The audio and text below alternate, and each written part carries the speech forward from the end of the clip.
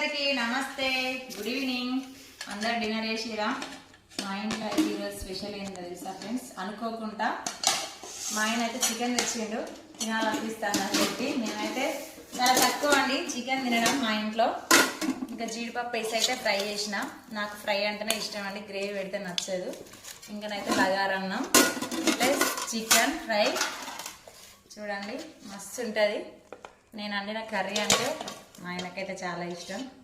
ఇది మా ఆయనకే. ఇంకా పెరుగు కూడా ఉందండి. ఇంకనైతే ఆనియన్స్ ఉన్నా, ఇంకా లెమన్. ఖచ్చితంగా మన చికెన్ తిన్నప్పుడు ఏం చేయాలంటే లెమన్ వండుకోవాలండి. మనకు వెయిట్ చేయకుంటుంటుంది అన్నట్టు బాడీలో. అందుకే కొంచెం పీసుల మీద మాత్రం ఖచ్చితంగా లెమన్ వండుకోవాలి, బాగుంటుంది. ఓకేనా అండి? టేస్ట్ ఎట్లుందో తిని చెప్తాను మీకు. ఆనియన్స్ అయితే తినాలి, నాకైతే ఆనియన్స్ అంటే బాగా ఇష్టం. రెస్టారెంట్ పోయినా ఎక్కడ పోయినా కూడా ఖచ్చితంగా తింటున్నాను నేను.